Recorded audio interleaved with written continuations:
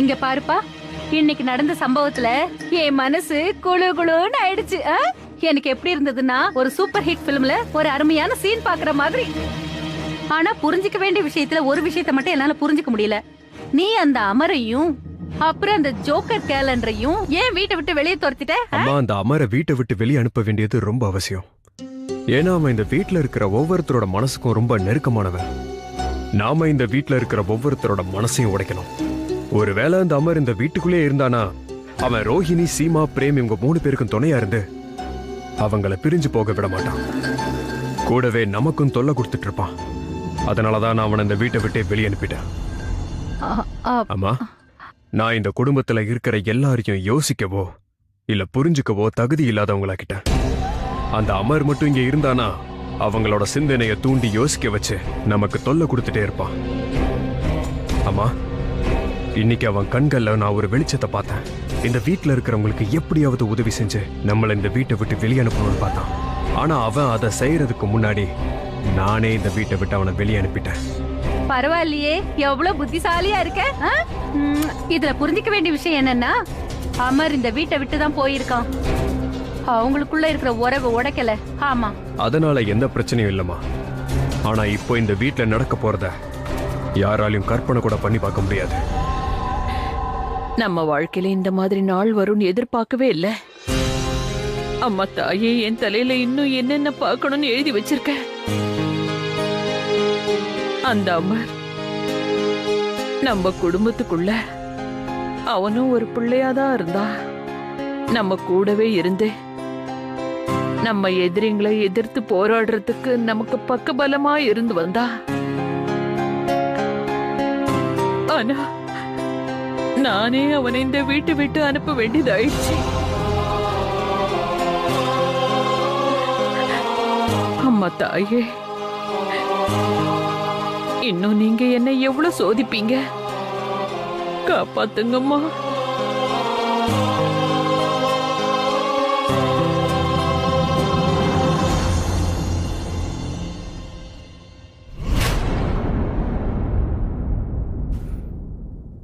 சமாதானமா இருங்க பாட்டி.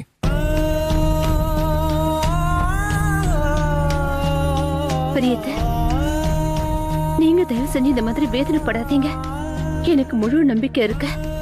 இப்ப என்னெல்லாம் நடந்துகிட்டு இருக்கோம் அதுக்கு பின்னாடி நிச்சயமா ஏதோ ஒரு பெரிய காரணம் இருக்குன்னு தோணுது.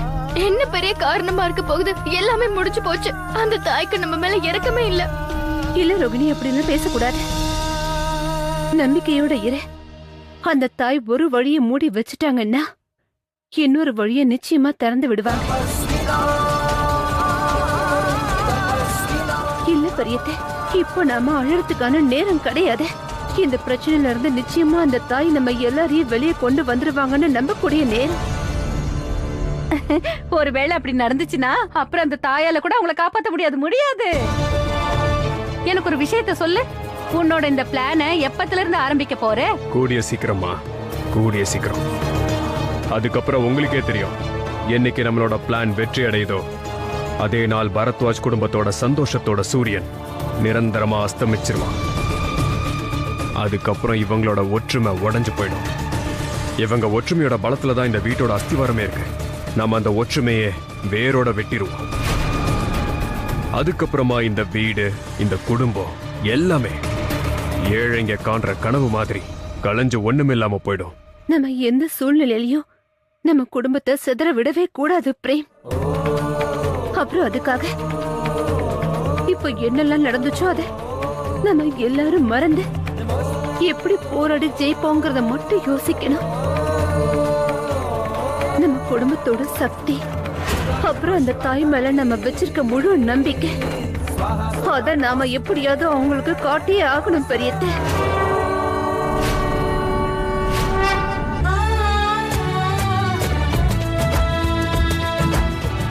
எனக்கு பர்கர் வேணும். இது நல்லா இல்ல. அப்ப நல்லாவே தயாரிங்க.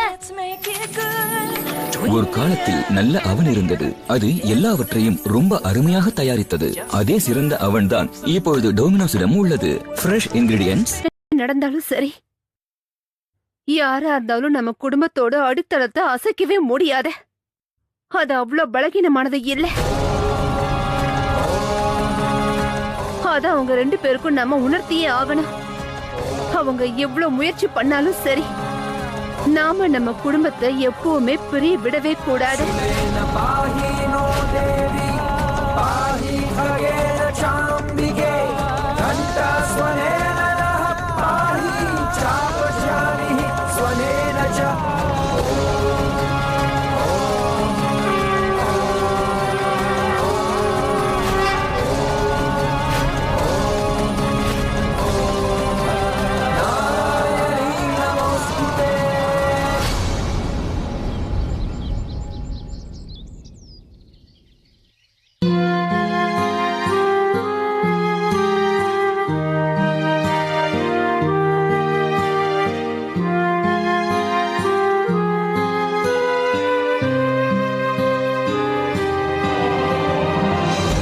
நான் உங்களை கையெடுத்து கும்பிடுறேன். எங்களை தடுக்காதீங்க.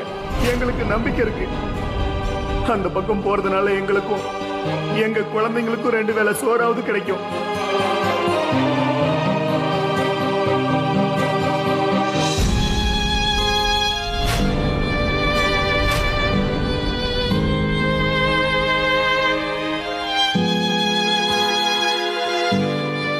இந்த ஜோக்கரை கூட்டிட்டு இந்த குடும்பத்தையும் இந்த ஊரையும் விட்டு கண்காணாத இடத்துக்கு போயிடு. இல்லைன்னா நான் உன்னை ஜெயிலுக்கு அனுப்பி உன் வாழ்க்கையை சீரழிச்சிருவேன்.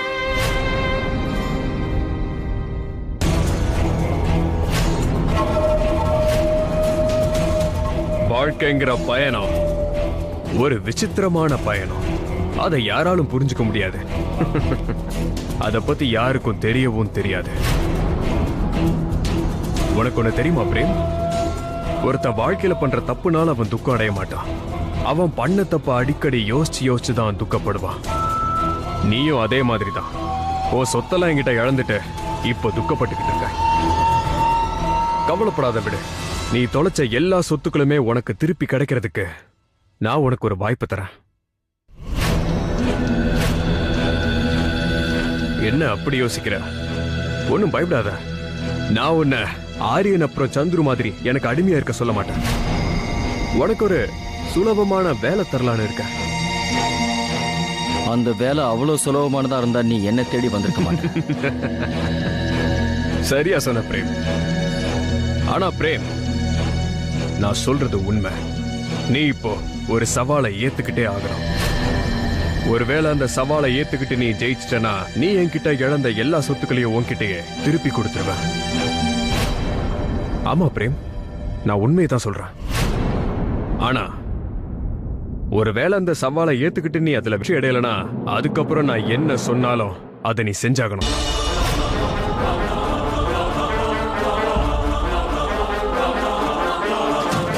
எனக்கு புரியுது. நான் சொன்ன விஷயத்தெல்லாம் தெளிவா கேட்டுக்கிட்டல. இதுக்கு நீ உடனே பதில் சொல்லணும்னு அவசியம் இல்ல. அதனால நல்லா யோசிச்சு பொறுமையா எனக்கு பதில் சொன்னா போதும். நான் உன்னோட போனுக்காக காத்துக்கிட்டு இருப்பேன்.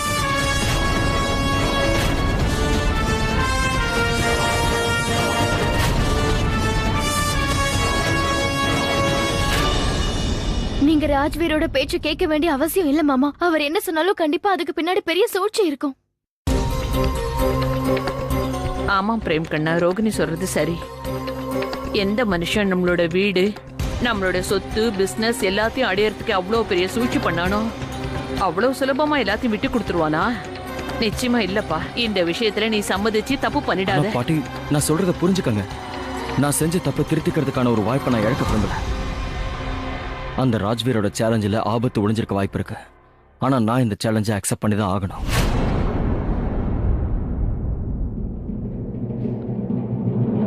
ஏன்னா நான் இப்ப இழக்கிறதுக்கு என்கிட்ட ஒண்ணுமே இல்லை. ஆனா அடைகிறதுக்கு நிறைய இருக்கு. இன்னும் சொல்லணும்னா என்னால என் குடும்பத்தோட கஷ்டத்தை பார்த்துட்டு இருக்க முடியல. என்னோட அண்ணனும் அண்ணியும் சொந்த வீட்லயே வேலைக்காரங்களா இருக்காங்க. பசங்க சாப்பாட்டுக்கே கஷ்டப்பட்டு இருக்காங்க. ஒருவேளை நான் இந்த சேலஞ்சில் ஜெயிச்சிட்டா இது எல்லாமே சரியாக வாய்ப்பு இருக்கு. பிரேம், என்னால உங்க வேதனையை புரிஞ்சுக்க முடியுது. ஆனா எனக்கு ஒரே ஒரு விஷயத்தை நினைச்சா ரொம்ப பயமா இருக்க. ஒருவேளை இது எல்லாத்தையும் அந்த ராஜ்வீர் நம்மள ஏமாத்துறதுக்காக செய்யறாரோன்னு தோணுது. அதனால நம்ம தைரியத்தை இழந்து அவர் முன்னாடி நாம எல்லாரும் மண்டியிட்டு அவர்கிட்ட அடிமையாக கூடாது. நான் சொந்தங்களோட வேதனையை பார்த்து ஏற்கனவே ரொம்ப உடைஞ்சு போயிருக்கேன். இந்த சேலஞ்ச் அக்செப்ட் பண்ணாதான் நான் ஏதாவது செய்ய முடியும். ஆனா மாமா, ராஜ்வீர் ரொம்ப மோசமான ஆளு. உங்களுக்கு இந்த வாய்ப்பை கொடுத்து ஒருவேளை உங்களை திசை திருப்ப முயற்சி பண்றாரோ என்னமோ. கனா பிரேம், இது வரைக்கும் நடந்த விஷயத்தெல்லாம் ஒரு கெட்ட கனவா நினைச்சு மறக்கிறதுதான்ப்பா நல்லது. உன் அப்பா சொல்றது சரிதான் பிரேம். ஒருவேளை தொலையணும்னு நம்ம தலையெழுத்துல எழுதி வச்சிருந்தா நிச்சயமா அந்த தாய் நமக்கு அதை திருப்பி கொடுப்பா. ஆனா நீ அதுக்காக உன் உயிருக்கு எந்த ஆபத்து ஏற்படுற மாதிரி நடந்துக்காது.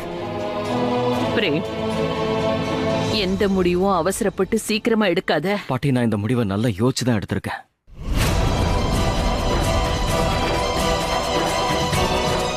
எனக்கு தெரியும் இது ராஜ்வீரோட ஒரு சூழ்ச்சியா கூட இருக்கலாம்.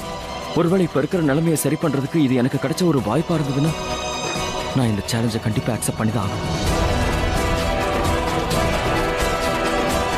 இங்க பாருங்க, எந்த சேலஞ்சில் உங்களுக்கு ஒரு ஆபத்து தெரியுதோ அதுல எனக்கு ஒரு சந்தர்ப்பம் இருக்கிறதா தெரியுது.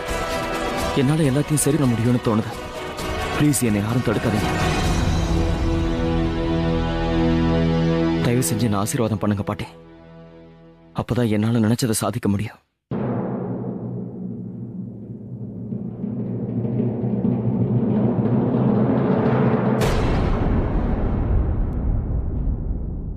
நாங்க எல்லாரும் உங்க முடிவுக்கு ஒத்துக்கிறோம் மாமா. அப்புறம் இந்த போராட்டத்துல உங்களுக்கு தான் வெற்றி கிடைக்கும்னு நம்பிக்கை இருக்கு.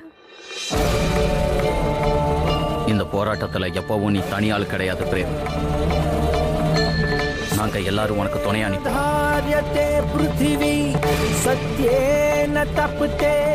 அந்த தாய் என்னைக்குமே உன்னை காப்பாத்துவா. பிரேம் கண்ணா, நான் ஒரு விஷயம் சொல்றேன், கேக்குறியா? எந்த அடி எடுத்து வச்சாலும் நிதானமா யோசிச்சு அடி எடுத்து வை. அப்புறம் நீ உன்னை பத்திரமா பாத்துக்கப்பா. பிரீத், இவரை பத்திரமா பாத்துக்கிறதுக்கு அந்த தாய் இருக்காங்க. இவரோட ஒவ்வொரு அடியிலயும் அந்த தாய் இவருக்கு துணையா இருப்பாங்கன்னு எனக்கு முழு நம்பிக்கை இருக்கு. அப்புறம் அந்த தாய் இவருக்கு மட்டும் இல்ல, உண்மையை கூட பொய்க்கு எதிரா வெற்றி அடையறதுக்கு கண்டிப்பா உதவி செய்வாங்க. ஜெய் துர்கா தேவி. ஜெய் துர்கா தேவி.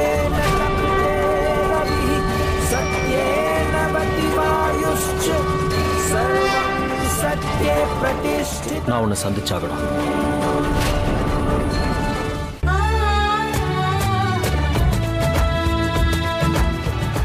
கண்மை எவ்வளவு கருமையோ பெண்ணின் இருவிழிகளும் அவ்வளவு பெருமை.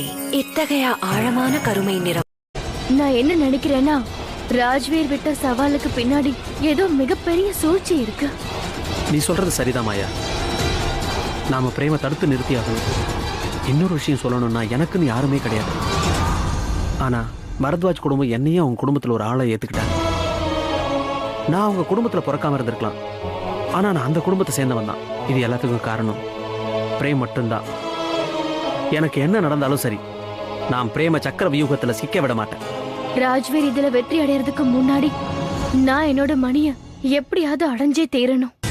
ஏன்னா ராஜ்வீர் கிட்ட என்னோட மணி இருக்கிற வரைக்கும் நம்மளால அவரை எதுவுமே பண்ண முடியாது. ஆனா அந்த மணியை எப்படி நம்ம எடுக்க முடியுமாயா? அந்த ராஜ்வீர் தான் மணியை நெஞ்சுக்குள்ள வச்சு தச்சிருக்கிறாரே. ஒரு ஐடியா இருக்கு.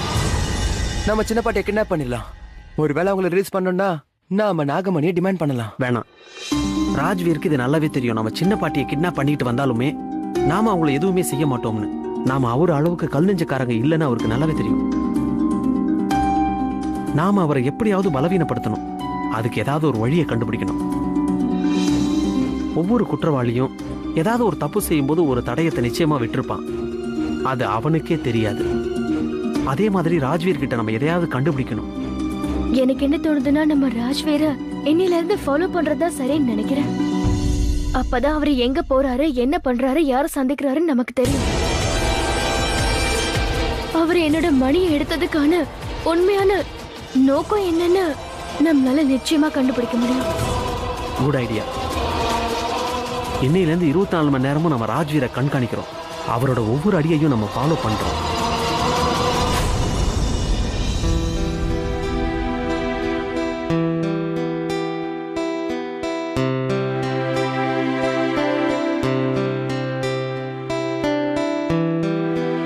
ரோகிணி, நினைச்சா ரொம்ப கவலையா இருக்க. நடக்கிற எல்லாத்துக்கும் அவர்தான் காரணம்னு நினைக்கிறாரு. அவரே கஷ்டப்படுத்திக்கிறாரு.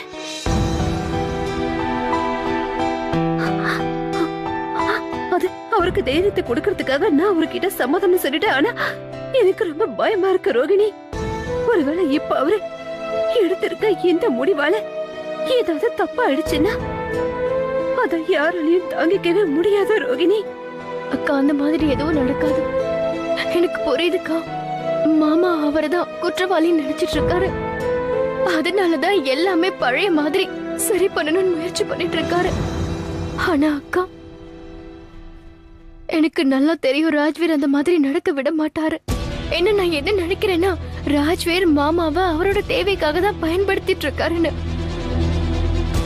ஆனா நீங்க கவலைப்படாதீங்க அக்கா. இந்த தடவை நீங்களும் நானும் மட்டும் இல்ல, மாமா கூட நம்மளோட மொத்த குடும்பமும் இருக்கு. நம்மளோட துர்கா தேவியும் கூட இருக்காங்க. மாமாவை தப்பான வழியில போக விடாம நாம எல்லாரும் சேர்ந்து தடுத்து நிறுத்துவோம்.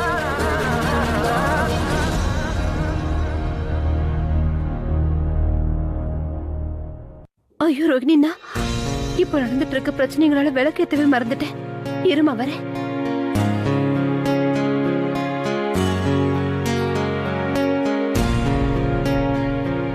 ரோகிணி, இதுல நெய் காலி ஆயிடுச்சு. நான் உடனே போய் கிச்சன்ல இருந்து நெய் எடுத்துட்டு வந்துடுறேன். நீ ஆர்த்தி தட்டை ரெடி பண்ணிடுமா.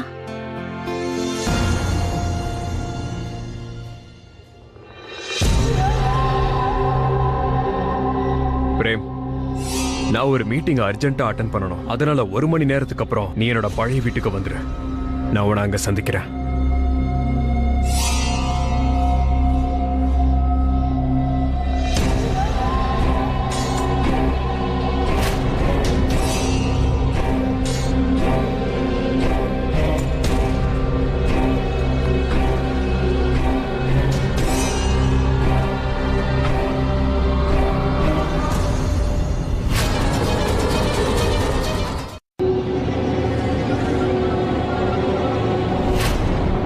இவரு பிரேம வீட்டில் கூட சந்திச்சு பேசியிருக்கலாம்.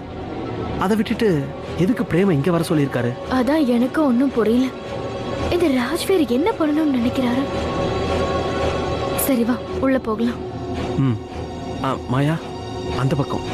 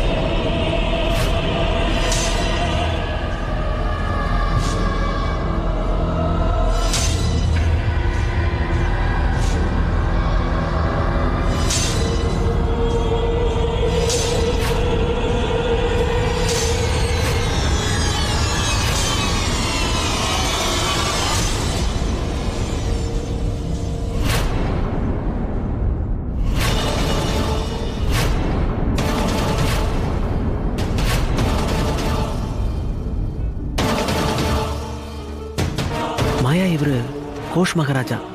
இவருடைய பிரசங்கங்கள்லாம் டிவியில வரும். இவருக்கு நிறைய பக்தர்கள்லாம் இருக்காங்க. இவரு ரொம்ப பிரபலமான சாமியாராச்சே. எங்க இவரு ராஜ்வீர் கூட என்ன பேசிட்டு இருக்காரு? எக்ஸாக்ட்லி. ராஜ்வீருக்கு இந்த மாதிரி சாமியாரோட உதவி எதுவுமே தேவையில்லை.